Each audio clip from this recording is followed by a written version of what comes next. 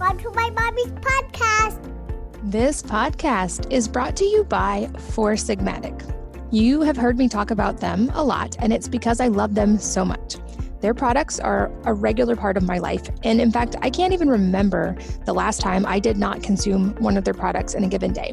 My hands down favorite is their coffee with lion's mane. And there are two ways I drink it. They make convenient packets that are great for just adding to hot water for instant coffee on the go. And they also make a ground coffee with lion's mane that is great for brewing just like you would any other ground coffee.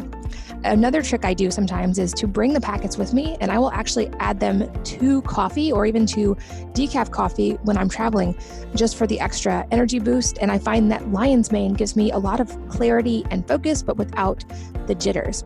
It's important to note neither of these things or any of their products taste like mushrooms. So if you aren't a huge mushroom taste fan, these are still worth trying. They taste just like coffee, but they get that added punch from lion's mane, or they also have one with cordyceps. And I find this gives me, like I said, clean energy and focus all day.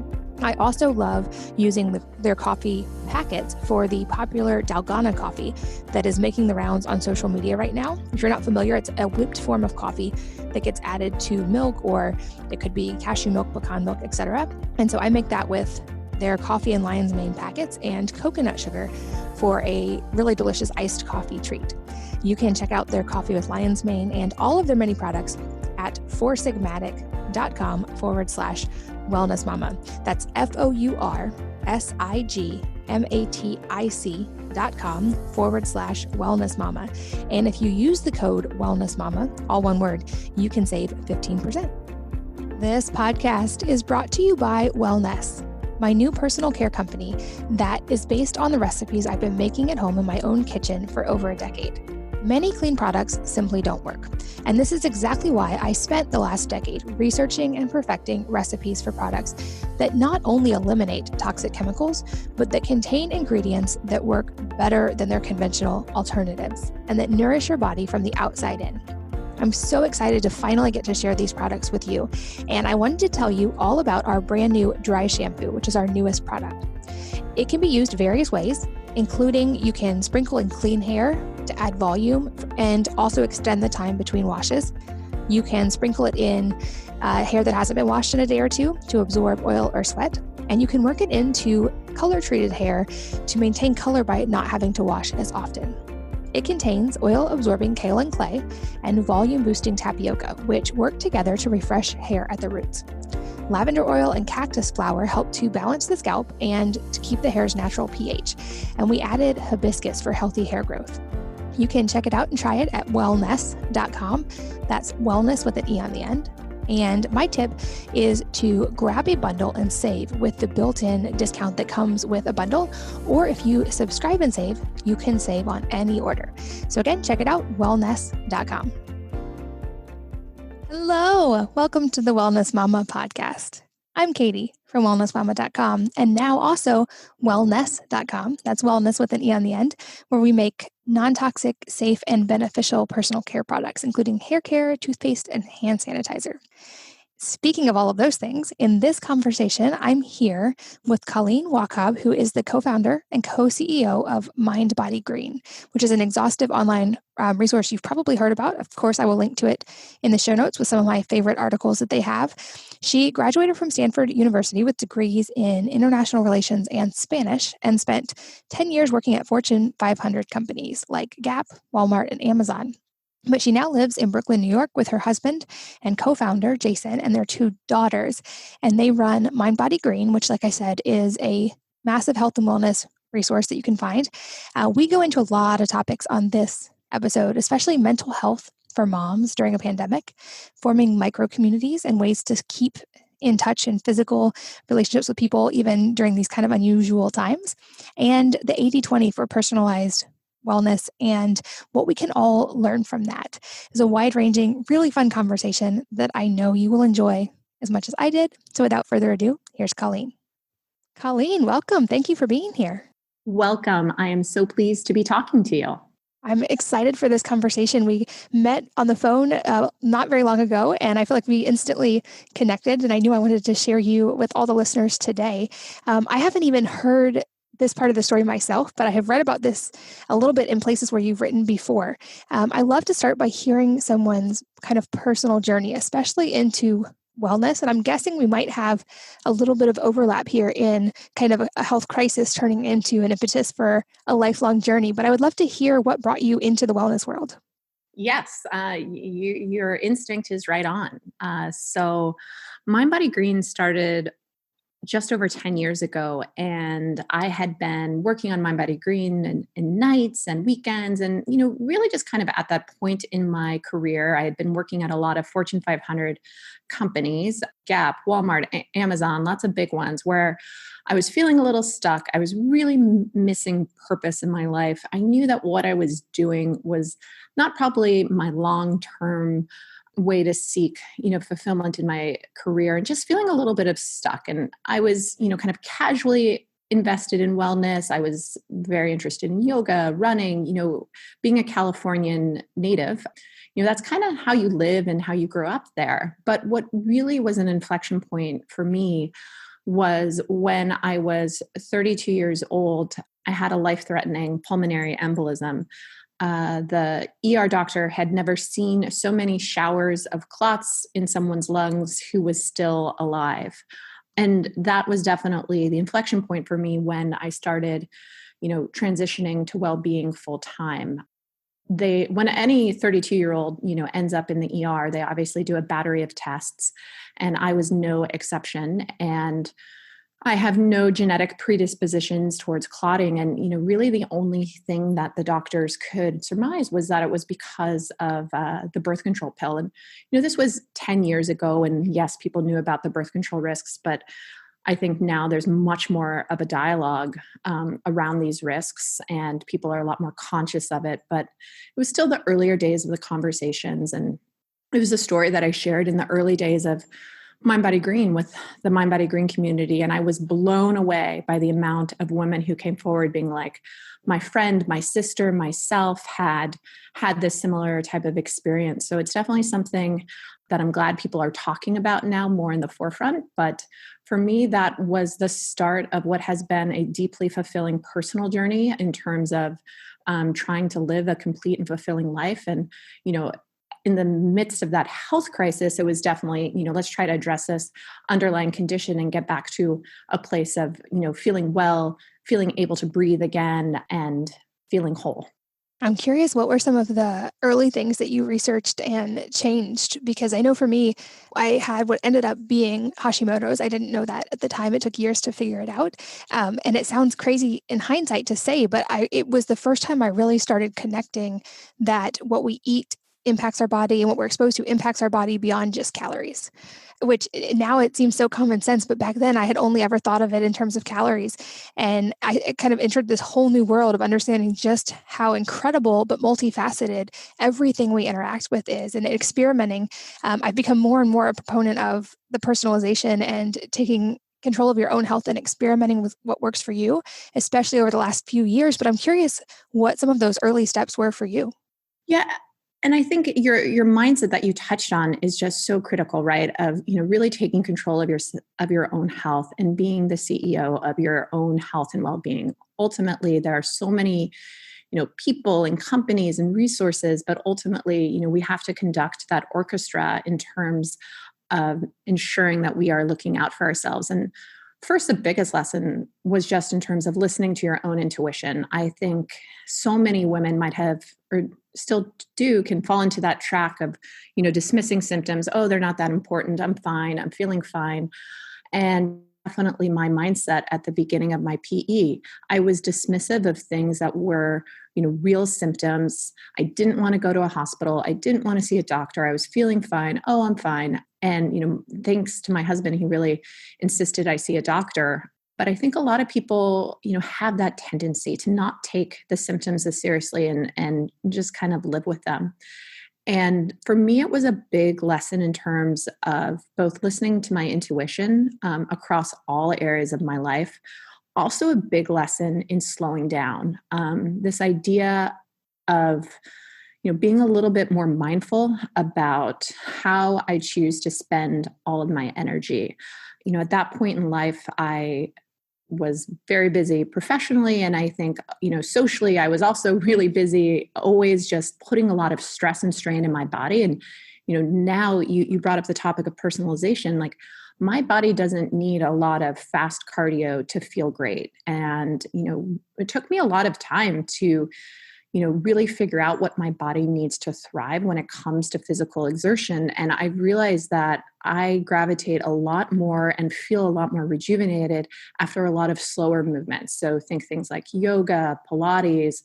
My body doesn't need intense cardio and lots of running. In fact, it probably puts a little bit more strain on it.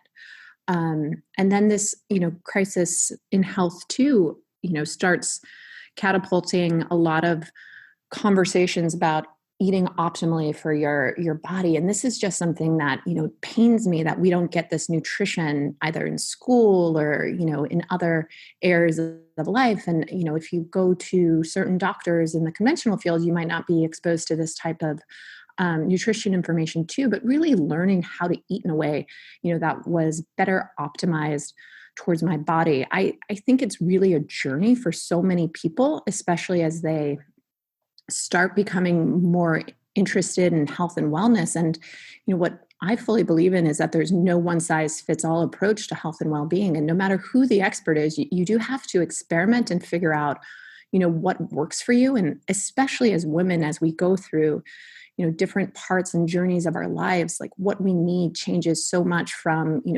when I was single or child free in my early 30s to then when I was pregnant with my first and second child. Like, my nutrition needs and what I need to sustain myself and feel great has just, evolved so much through each life journey. And I think it's just, my overall kind of wisdom from this journey is really just about listening, to your intuition, whether it's about, big life decisions or, what you're eating to feel your best, how you're choosing to move. There's so many resources right now out there, but at times it can almost be overwhelming, the array of choices. And at the end of the day, you really have to be connected into what makes you feel the best. And after you do something, do you feel nourished? Do you feel rejuvenated? Or are you feeling depleted? And to start making those life changes, baby step by baby step, to start moving more towards what makes you feel good. I completely agree. I had to learn that, I think, on my journey as well, because when you start researching in this world, and I want to talk about some of the many topics within the health world in a minute, but when you start researching it, there's so many options and so many things you want to try. And I feel like it actually became a process of simplifying to the things that actually worked and kind of 80-20ing those things for my own body that worked. And I think exercise that you brought up is a perfect example, because I also do well with slow movement, like walking and yoga and swimming, but I've also found I do great with like lifting heavy weights and sprinting, just not like extended kind of moderate cardio like running. And for years I did the whole like distance running thing because that was supposed to be what was quote unquote healthy. And there's such that individual aspect. Or I think back 10 years ago, I researched about how saturated fat had kind of gotten a bad rap through different studies and how they had been interpreted. And so I wrote back then about how important saturated fat was, which I still fully believe, but at the time didn't know my genes and didn't know that I have certain genes that make saturated fat not ideal for me. So I was eating all this coconut oil, and it turns out my genes needed a lot less fat and more monounsaturated. And so now I almost completely avoid saturated fat. But there's that personalization aspect, even though many people thrive on more saturated fat than the recommended normal allowance is. And so I think you're right. That's where the wisdom is, that intuition and being willing to experiment and track in our own lives and our own bodies what's working and then improve from there. I know that you also do a lot of research in the health and wellness world. We have kind of similar paths with our websites.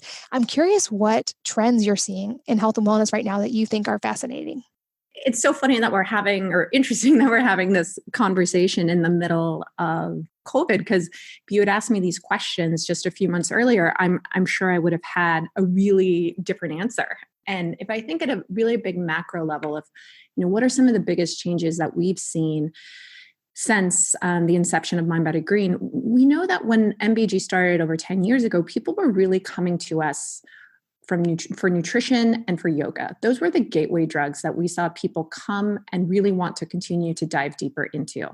And that stayed the same for 5, 6, 7, 8 years. And starting last year, we saw a really big shift into mental health. And that obviously our audience is still deeply passionate about all things nutrition, but there's just so much more fascination, page views, search interest around the field of mental illness. And this was in, 2019, before the pandemic. And, we already know that 20% of Americans at that time were suffering from a mental health illness. So, and what's happening in this COVID world, we're seeing those spikes too, and this ripple affecting other health markers as well. We do a trends piece every year. And what's interesting is earlier in the year, we talked about how alcohol sales were down and wine sales were down for the first time in 25 years. And now we know that, consumer behavior is evolving and changing with COVID, and that alcohol sales are booming. But I think this trend of looking for healthier options for alcohol and wanting to stay and, get the best type of alcohol for your body, if you're going to choose to consume alcohol, is going to stay. I think you may be a fan as well of dry farm wines, which has lower sugar content, and those are the types of healthier options that, my husband and I look to when we try to consume wine. And I think those healthier options are only going to grow in popularity as people decide to consume more and more alcohol. Something else we're really fascinated on is, the surge in hand sanitization use. My husband and I are bringing it to the park, wherever, if we're outside the house and we don't know that we're going to be able to clean our hands with a sink. And obviously with the two little ones who put their hands into everything, we have to be very mindful of that. But we're also interested in the impact of the skin microbiome and, kind of how that will long-term change how we think about our body care and our personal care. Another trend that we're interested in is just this shift that we're seeing in terms of consumer packaged goods. Over the past 5 years, there's been this surge in better for you, but we see so much of our audience really demanding more in terms of best ingredients. And we're excited to see a bigger shift into best for you and people really standing behind health in a really bigger way. I think there's been a little bit of health washing over the past 5 years, but we're seeing our audience really dive into ingredients and details and want to go deeper in understanding the choices behind all of the ingredients in their products in a way they haven't before. I'm really interested to see too how nutrition choices will evolve long term.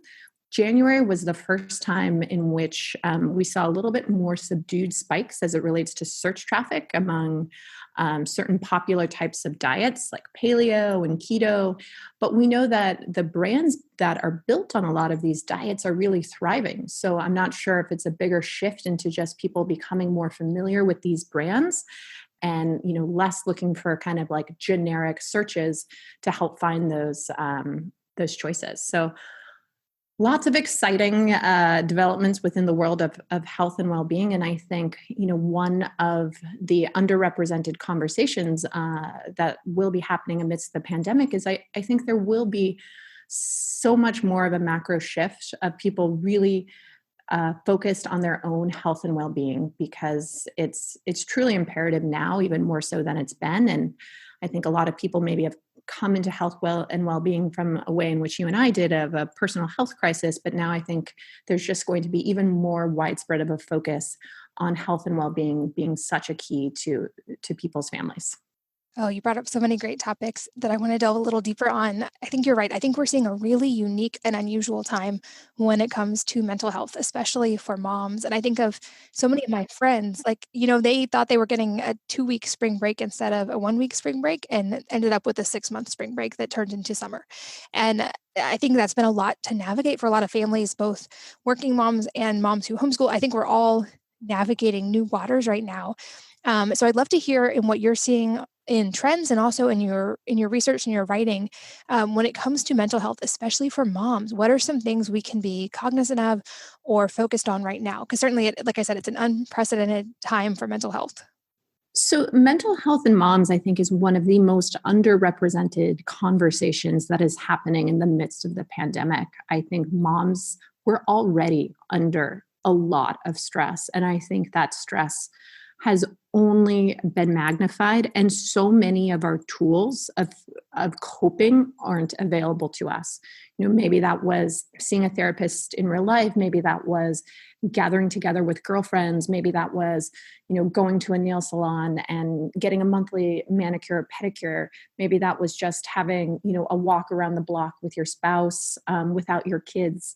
And so many of those tools are not available. And I think it's one of these conversations that women need to be talking about more, so that there is more visibility and more awareness of it, because it is something that is of deep concern. And as it relates, to wellness, I think the conversation needs to shift to, how does this not just become something that I do to check off my box, but my box of my to-do list, but how does this become something that I do and that nourishes me and helps me?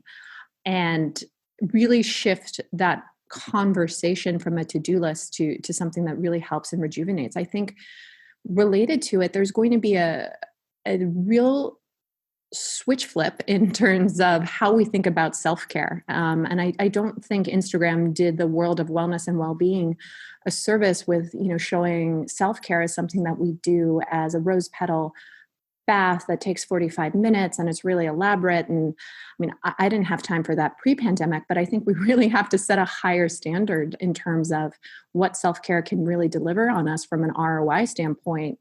And, be really mindful about those investments, because I know that I have, a lot less time when it comes to, self-care. So sometimes these days that can mean, connecting on a Zoom with old friends, having a FaceTime chat with a girlfriend. And that time becomes, really, really sacred and rejuvenating. But I'm definitely not going to say that I think it replaces the value that I find as someone who gets a tremendous amount of connection from in real life interactions too. So I don't have all of the answers, but I think it's something that we as women need to be talking about and supporting each other through, especially mothers.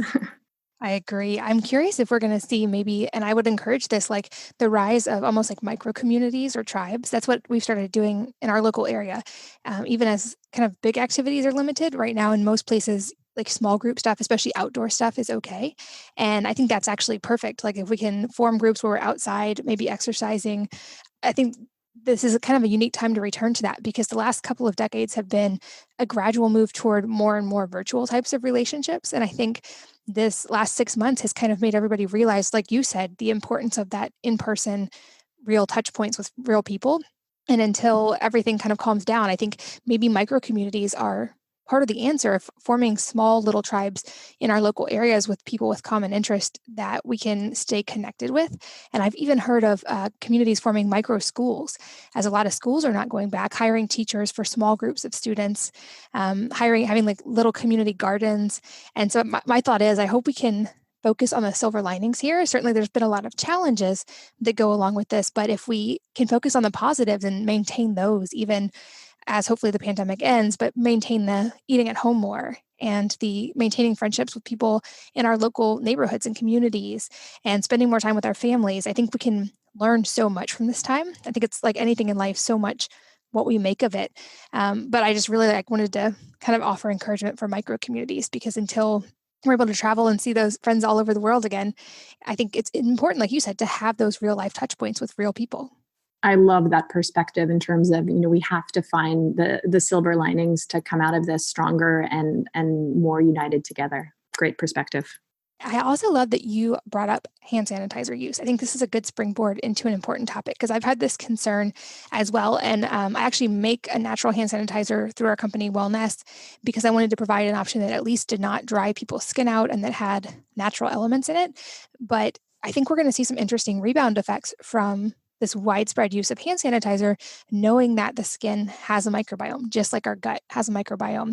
And so I'm curious if you have any tips for navigating that and trying to maintain that balance of skin microbiome, but also, of course, avoiding getting sick and not wanting to deplete, especially children's skin. So have you figured out any tips for navigating that? With all of these choices, they become, which personal value is more important at one time. And I think at the beginning of the pandemic, when we didn't have enough information, when we didn't have enough of the data And I look at this even in my own household. We were over cleaning our groceries. We were, overusing hand sanitizer when we were walking through the door, when we were, coming into our building's lobby, when we were going into our office, because we didn't have any of the data and there was a lot of fear. And now 5 months in, we do know that if you have the ability to, use a 20-second hand wash soap, that is, a better option long-term for your microbiome. That said, when, we're leaving the playground and we're 30 minutes, from our house, we don't have that option. And so that's when we're going to choose to use hand sanitizer.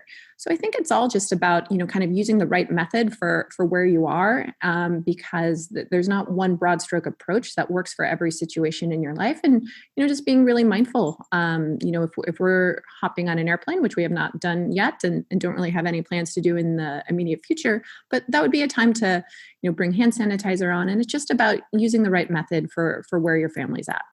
And I know like for us, we're also very cognizant right now of like doing the flip side as well. So any way that I can support the kids' microbiome and our microbiome naturally, I'm being really conscious to do that, both internal and external microbiomes, just realizing by the nature of what's going on right now, we are going to encounter a lot more things that can potentially damage that. And so if it's possible, one thing I encourage is sending kids outside to play in the dirt where there's good bacteria, or in a garden where there's beneficial bacteria, and not sanitizing them after, just letting them wash normally after that, since outdoors is typically considered a safe exposure place anyway. I'm also definitely upping all of our probiotics, mainly because gut health is so linked to immune health in general, but also because, like I said, that we are encountering more of these antibacterial substances. And so I want to make sure we're on the other side supporting the immune system. Our family uses one that I can open the probiotics and dump them into smoothies or even bake with them. So I've just been kind of upping our whole family's probiotics. And then there's like really creative ways. You probably have written some of these on My Body Green as well, but I've done probiotic face masks with yogurt. There's even probiotic skin sprays. There's all kinds of cool ways to do that. I think another topic that is important right now, and that seems like people are struggling with, is sleep, which you would think if we're all at home, we're all getting great sleep, but that does not seem to be the case, probably partially because of anxiety being up for a lot of people. Also, people are, we know from the stats, watching more TV at night. There's blue light there, but I'm curious if you have any tips, both personal or from research, for maintaining good sleep, especially for families right now. I think the importance of good sleep is one of the most underrepresented conversations in well-being, period. And then you add on the pandemic, and there's just been such a crisis of sleep. And prior to the pandemic, like I've just been so passionate about sleep. It's something I've struggled with, for 20 years. I remember being a senior in college and even starting that struggle with sleep.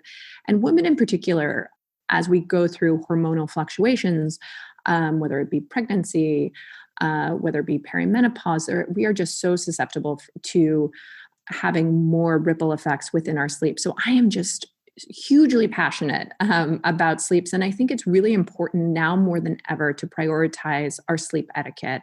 And to me, that means being very diligent about my caffeine consumption, being very aware of, even if I'm choosing to have a hot chocolate, not having it too late in the day, because my body metabolisms caffeine in a way in which I will not be able to sleep.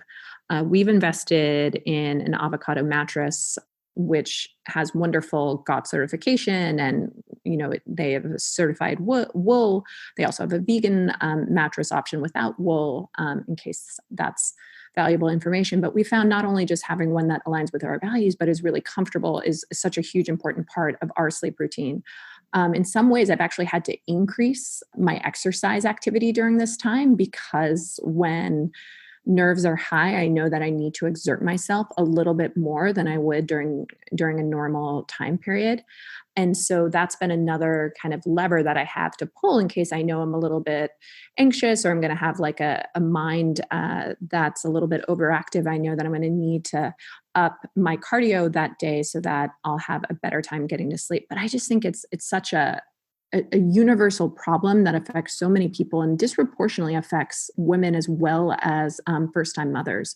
So it's something I've been passionate about finding a solution to. And one of the tools I also use is one of our new Mind Body Green supplements that's grounded in magnesium, magnesium bisglycinate that helps with relaxation. There's some jujube in there that helps calm the overactive mind, and pharma GABA that just helps with sleep quality, because I have struggled to both fall asleep and stay asleep. And, at a macro level across Mind Body Green, we're seeing surges in all types of sleep curiosity, everything from sleep aids to mattresses. I think this is really a point in time when people are struggling and needing to, yes, get the tools, but also look at their overall kind of day and plan and make sure that their life is being set up in a way in which they can fall asleep, because it is more than just, you do need more than just a supplement. You have to plan your whole life in a way to ensure you are getting sleep from being mindful of caffeine consumption and having the right tools at your fingertips. Yeah, I completely agree on all those points. I've found the same thing. And I've realized, especially right now, working from home, being at home all the time, having the kids at home, and now homeschooling full time once school starts, I've had to kind of 80/20. I mentioned in the beginning a little bit, but 80/20 almost all aspects of my life, and especially for sleep, because you're right. If sleep is affected, everything is affected. And so for me, similar to you, I've noticed the things that seem to be that 20% that make 80% of the results for me are getting more exercise, definitely sleep better if I move every day. So I love walks. If I'm not going to do an intense exercise, I'll walk, and also do hunter fitness classes, which are like joint mobility focused. And I don't know what in those classes does it, but I notice a drastic improvement in sleep and in heart rate variability from that kind of movement. I love that you said magnesium. That was a huge key for me as well. And I'll make sure to link to the one that you mentioned. Also, things like adaptogens. I've added a lot of adaptogens into my normal routine. A cool trick that I have that works really, really well, I'm curious if you've ever tried it, is about 30 minutes before bed, laying on the ground with your feet, with your butt, basically your butt up against the wall, your feet straight up against the wall, and basically getting those arteries in your leg completely vertical, and then doing 4-7-8 breathing. So breathing in for 4, holding for 7, and then breathing out for 8. And that combination seems to reduce cortisol, which helps improve melatonin, and it naturally kind of encourages the sleep cycle. That one, when I remember to do it, has been a really big difference for me. And then my husband and I usually drink reishi, some form of reishi tea or sleep herbs at night to help. But just, I completely echo what you said, like sleep is the most important thing. And you've definitely given me some new tips to try. I love the idea of some reishi tea. I tend to go for like a calming one at night. I'm definitely going to give that a try. And while I've not tried the particular breathwork exercise that you mentioned, I think that breathwork is going to be something that's just going to have such a huge surge in interest, whether it's for helping to wind down or just people really trying to breathe properly, for both relaxation or just optimization in life. I tend to do some ones where you have a much longer exhale than you do inhale, because typically I'll use breath work as a way to reduce stress or anxiety, but I love the idea of trying it before bed. That's a great idea. Another thing we have in common, and I would love to get your tips on, I'm guessing a lot of people might have in common with us right now, is working with your spouse, both in a very physical sense and also getting on the same page when it comes to health and well-being. I know a lot of people personally who now all of a sudden are both working from home, both spouses are working from home, and they're having to learn to navigate that kind of new and interesting dynamic. And you and I both work with our husbands already. So I'd love to hear any tips you have for navigating that and how you guys are making it work, especially right now. Yeah, so we've both been early adopters on that front in that we've been working together for years. And on the professional front, it's really one of the only, dances we know. So we have just been so, hugely passionate about these issues, that the way in which these issues being wellness and well-being, that we tend to use the phrase of work-life integration, because our minds always travel to things involving work and problems or opportunities or people and things we find interesting or podcasts that we listen to while on a walk. So it's really hard for us to find clear boundaries between work and life. It's become a very porous relationship, but in a good way, because the things that we're exploring in our personal lives are deeply connected to the things that we're exploring in our professional lives. So we've really embraced this language of work-life integration, partly because we just failed at work-life balance. And once you add in, kids into the equation too, the hours at which, we work, again, tend to be a little bit porous and all-consuming. So we found work-life integration sets us up for more success from a mindset standpoint, where we both are aware that our minds are kind of always traveling. Now, that said, the hardest thing for us to do is to turn off those times when you do want to turn off. And sometimes one partner will want to turn off more than the other. And I think it's made a little bit trickier during the pandemic, because you don't have those usual escapes that we might have had, which was, the ease of getting a babysitter, which, we haven't done since March really, or, going out to dinner, or those things that would provide, kind of a quick escape and also a way to prioritize your own relationship. I do think that when partners decide to join forces on the professional front, especially when there's also children involved, you really have to make a conscious effort to focus on your marital relationship or your partner relationship, because the first two, whether it's jobs or kids, they just tend to yell louder, thus get more attention. And so we have to kind of constantly nudge ourselves to make sure that we're also having time for ourselves, just as people, and as not as parents or as co-CEOs, but really just, again, as partners on this life journey together. And it definitely always needs a little bit of a nudge. I agree about that. And I hear from a lot of women who are trying to get a spouse on board with health changes. I think there's a lot of people whose story echoes ours, that they encountered a health crisis and then had to make changes for their own health, saw the benefits, and of course wanted the most important people in their lives and their spouses to be on board as well, and their children. And then they encountered some friction from a spouse going, wait, why do I have to change my whole life now? I'm curious how that went for you. Did you guys kind of embark on that journey together, or was there ever any tension that you guys had to work out?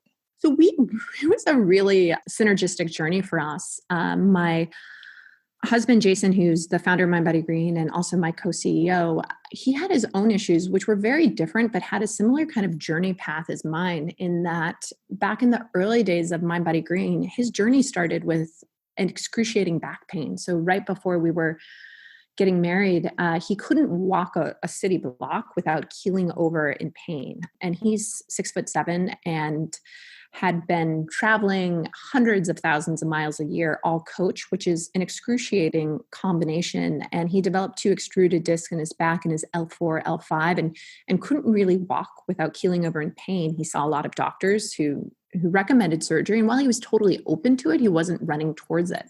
And yoga for him ended up being that gateway drug.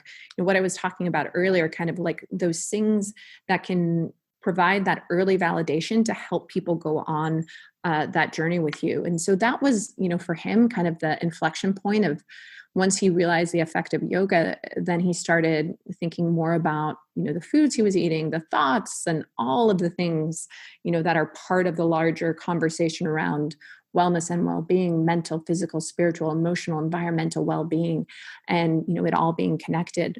But I think what can help a couple, if they're perhaps on different pages, is I think people really like that early validation points in terms of doing an activity, feeling better after it, and inspiring people to go deeper on that journey. So whether that's going on a hike outside, you mentioned now is an important time to make sure your kids are out playing in dirt. If you live by a beach, just spending some moments grounding in the beautiful sand, and getting those little moments of kind of validation of, spending more time, whether it's outside, eating a good meal and feeling better after it, and not having, that kind of meal hangover effect where you've had a wonderful meal that then actually leaves you feeling, a little bit gross and bloated, and it takes 2 to 3 days to leave your system.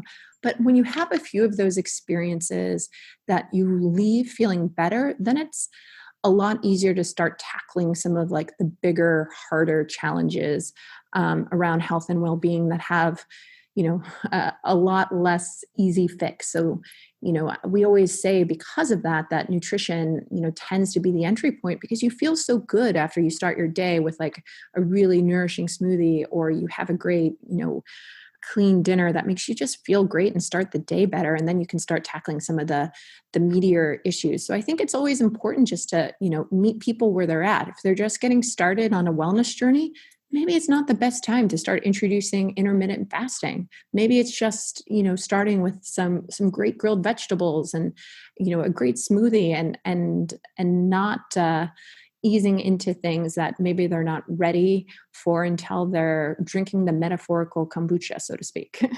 Exactly. And one thing I always remind people as well is while we, as parents, of course, have an obligation to provide a nutritious foundation for our kids and to make sure that we're supporting them and living a healthy life. When it comes to your spouse, you are dealing with another autonomous adult, and your spouse is not your child. And so when people write me and say things like, how do you make your spouse do X, Y, Z? I'm like, oh, I don't. He's not my child.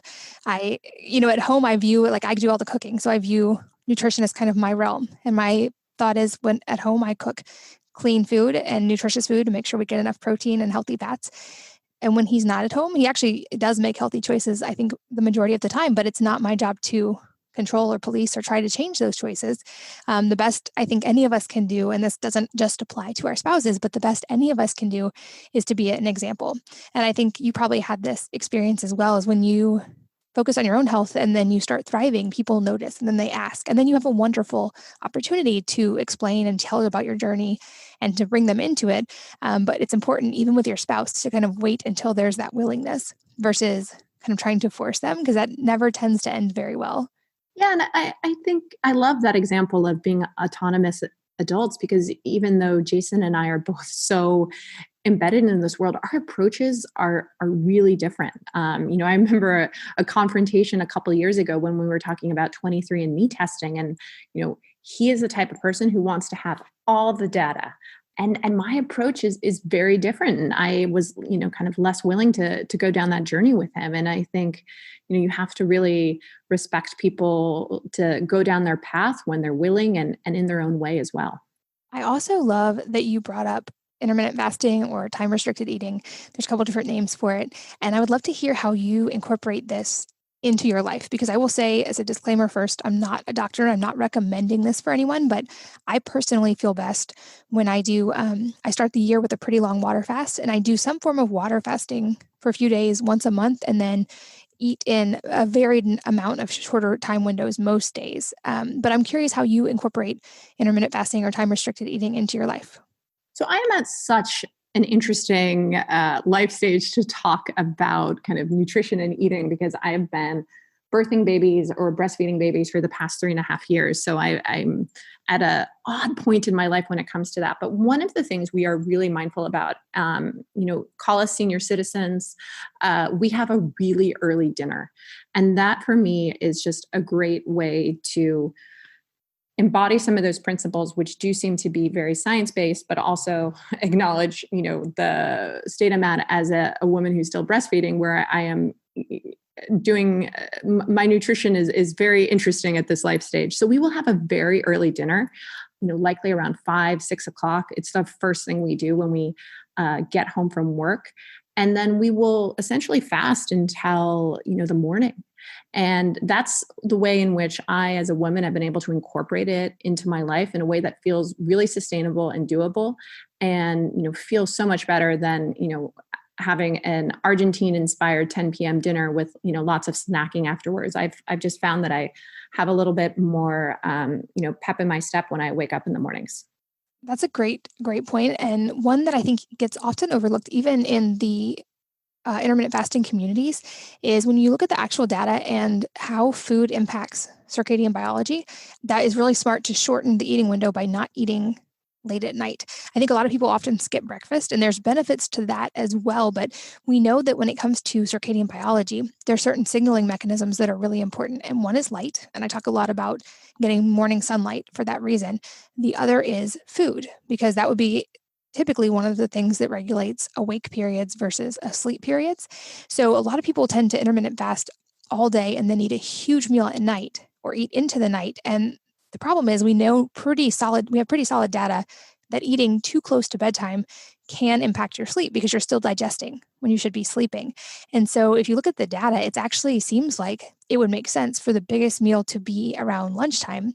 And then, like a smaller, earlier dinner, like what you talked about, and then giving the body rest for a while before bedtime is a really great way to give the liver a break and to, at least in my own life, I've seen improve deep sleep. So I track my sleep really carefully, and deep sleep seems to be the metric that improves the most if I don't eat late at night. So that's a great tip. And like you said, even for breastfeeding moms, you still want to make sure, of course, you're getting enough nutrients, that you're not eating in too short of a window, but you can move that around and you don't have to eat close to bedtime. And do you find that improves your sleep as well? Absolutely. For sure. And I think to me, that's one of my keys of, if I was going to talk about my sort of 80-20 overall for wellness, that's one of the big ones, is time restricted eating. And I might eat in a long window. I might still eat for like 8 or 10 hours in a day, but just not eating late at night is a big key for me. This podcast is brought to you by Four Sigmatic. You have heard me talk about them a lot, and it's because I love them so much. Their products are a regular part of my life. And in fact, I can't even remember the last time I did not consume one of their products in a given day. My hands down favorite is their coffee with lion's mane. And there are 2 ways I drink it. They make convenient packets that are great for just adding to hot water for instant coffee on the go. And they also make a ground coffee with lion's mane that is great for brewing just like you would any other ground coffee. Another trick I do sometimes is to bring the packets with me, and I will actually add them to coffee or even to decaf coffee when I'm traveling, just for the extra energy boost. And I find that lion's mane gives me a lot of clarity and focus, but without the jitters. It's important to note, neither of these things or any of their products taste like mushrooms. So if you aren't a huge mushroom taste fan, these are still worth trying. They taste just like coffee, but they get that added punch from lion's mane, or they also have one with cordyceps. And I find this gives me, like I said, clean energy and focus all day. I also love using their coffee packets for the popular Dalgona coffee that is making the rounds on social media right now. If you're not familiar, it's a whipped form of coffee that gets added to milk, or it could be cashew milk, pecan milk, etc. And so I make that with their coffee and lion's mane packets and coconut sugar for a really delicious iced coffee treat. You can check out their coffee with lion's mane and all of their many products at foursigmatic.com/wellness mama. That's foursigmatic.com/wellness mama. And if you use the code wellness mama, all one word, you can save 15%. This podcast is brought to you by Wellness, my new personal care company that is based on the recipes I've been making at home in my own kitchen for over a decade. Many clean products simply don't work. And this is exactly why I spent the last decade researching and perfecting recipes for products that not only eliminate toxic chemicals, but that contain ingredients that work better than their conventional alternatives and that nourish your body from the outside in. I'm so excited to finally get to share these products with you. And I wanted to tell you all about our brand new dry shampoo, which is our newest product. It can be used various ways, including you can sprinkle in clean hair to add volume and also extend the time between washes. You can sprinkle it in hair that hasn't been washed in a day or two to absorb oil or sweat. And you can work it into color-treated hair to maintain color by not having to wash as often. It contains oil-absorbing kaolin clay and volume-boosting tapioca, which work together to refresh hair at the roots. Lavender oil and cactus flower help to balance the scalp and to keep the hair's natural pH. And we added hibiscus for healthy hair growth. You can check it out and try it at wellness.com. That's wellness with an E on the end. And my tip is to grab a bundle and save with the built-in discount that comes with a bundle. Or if you subscribe and save, you can save on any order. So again, check it out, wellness.com. I've also found, I mentioned the early morning light. So as long as I get sunshine, doesn't have to be even on my skin, but just get outside with my eyes early in the morning, as soon as possible after waking up. That makes a big difference in my sleep and my energy levels. Protein was one of my 80-20s. I wasn't getting enough protein for a long time. And when I started tracking that and made sure to get enough protein, that really changed not just my nutrition, but my energy levels as well. And then some kind of movement or sauna that leads to sweating every single day. Those are kind of my non-negotiables. I'm curious for you, what are your non-negotiables that you do every day or almost every day when it comes to wellness? I love your fundamentals. And, I was nodding as you were going through them. And, for me, like my fundamentals, one of the books that actually resonates with me the most around these is Blue Zones, who looked at some of the longest living communities in the world. And I think there's about 5 of them, and they look at all the commonalities that they share.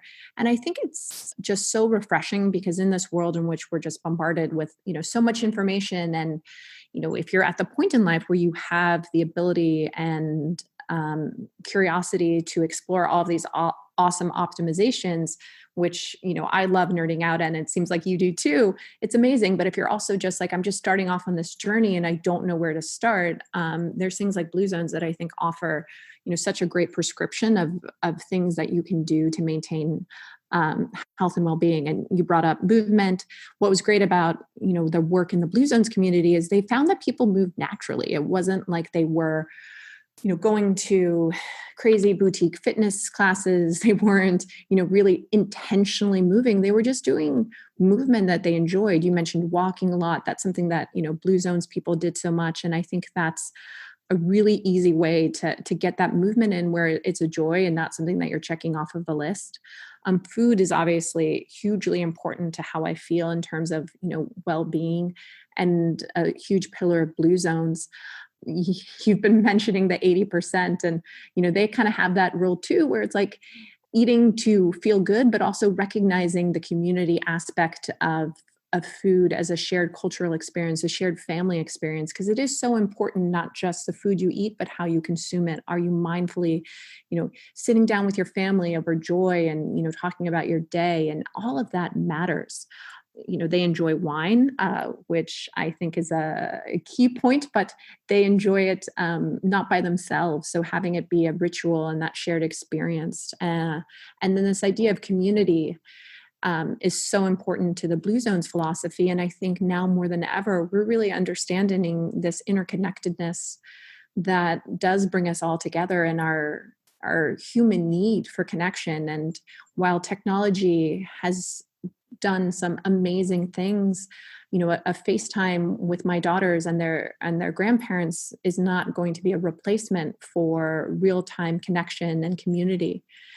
And then purpose, of course, is a huge part of the Blue Zones philosophy. And, that obviously I think is a longer thing to cultivate in life. I don't think you can just say, I want to have purpose and then, just start living a life of purpose. I think for many people, it's a winding, circuitous journey where, it's a little bit of a game of Marco Polo. Sometimes you get closer to it. Sometimes you get farther apart from it. But whether it's, your career, your family, your children, volunteering, I think there's so many ways to bring purpose into your life, even if, you're perhaps in a career that isn't giving you all that you want from it from a purpose standpoint. So Blue Zones really embody kind of my 80-20 in terms of the fundamentals, and some of them, not all of them, are luckily things that we can incorporate into our lives without a lot of economic expense or craziness. Love it. And as we get near the end of our time, another question I love to ask somewhat selfishly, because I'm always looking for new ideas, is if there's a book or a number of books that have really impacted your life, and if so, what they are and why. Gosh, there's so many within the health and well-being world. And I've already talked about, Dan Buettner and the Blue Zones book, which I really like. But one that I've been going back to, which I think is always, a good test of its resonance, is The Daily Stoic by Ryan Holiday. And such a big focus of Stoicism is on being very intentional with where you put your energy. And I think that is such an important tenet, especially now, and the world in which we live in, which has a lot of fear and a lot of uncertainty, but being really mindful about where you put your attention and being thoughtful about that and diligent in your daily life. Another one that I love is The New Food Rules by Dr. Frank Lipman. He wrote it about 3 years ago, but it's one of those coffee table books and just good reminders of things that you can incorporate into your daily life. And Frank Lipman is just I think one of the best functional medicine doctors out there, and who really embodies a forward approach to health and well-being, in that it's so much more than just looking at the body or one issue by itself, and that all of the things we're doing from a health and well-being standpoint are so intimately connected. We were talking about the microbiome before, and that can have such a big impact on mental health as well. So he's really been one of the pioneers in this movement of looking at the body and everything in it as interconnected and interdependent. Great suggestions. I love that you brought up Ryan Holiday and the Daily Stoic. That's been a big part of my own journey in the last couple of years, is reading a lot of different Stoic works. I love all of Ryan Holiday's books. And I think you're right. That where you put your energy is such an important thing. And the small shifts that I've made as a result of some of those books have been really drastic. The ripples that they've caused in my life, I think, especially for moms, they can be so applicable. I actually found a fun free app that I use now. It's called We Croak, which sounds a little morbid, but it reminds you a few times a day that you're going to die, which is one of the tenets of Stoicism. Memento mori, remember that you will die. And it sounds counterintuitive, but there's actually science that shows that they've done research on this, that thinking about that kind of puts things in perspective and actually reduces anxiety over time. So my husband laughs at me because my phone reminds me and gives me a quote about death a few times a day, but I actually find it weirdly calming and reducing of anxiety. But a fellow big fan of Stoicism, so I love that you brought that one up. Well, I love that perspective. I might have to give them another download today, because I think it is a great perspective in terms of helping to reduce the anxiety that we're all facing a little bit more of these days. Exactly. And lastly, is there any parting advice that you want to leave with the audience today? Could be wellness related or not. I think as it relates to people who are likely on a health and well-being journey, I think it's all about getting back to a lot of the fundamentals that we talked about together in our time today. Thinking a lot about sleep, thinking about connection, thinking about those micro communities, getting in a little bit of movement, touching the earth and grounding. And I think if we focus a little bit, more on the fundamentals, I think we can truly get some of the tools and keys to live a complete and fulfilling life. Perfect. Well, I will make sure that I link to Mind Body Green and to you where people can find you, but anywhere you want people to connect with you in particular if they want to stay in touch. Well, I am Colleen at mindbodygreen.com and Colleen Wakab on Instagram. And of course, Mind Body Green is our resource. Awesome, Colleen. I know just how busy it is to be a full-time mom and working in the middle of all of this. And I'm so grateful for your time today. Thank you for being here and for sharing. Thank you so much for your time and for sharing your message with so many people. And thanks to you, as always, for listening, for sharing your most valuable asset, your time with both of us. We're so grateful that you are here today. And I hope that you will join me again for the next episode of the Wellness Mama podcast. If you're enjoying these interviews, would you please take 2 minutes to leave a rating or review on iTunes for me? Doing this helps more people to find the podcast, which means even more moms and families can benefit from the information. I really appreciate your time, and thanks as always for listening.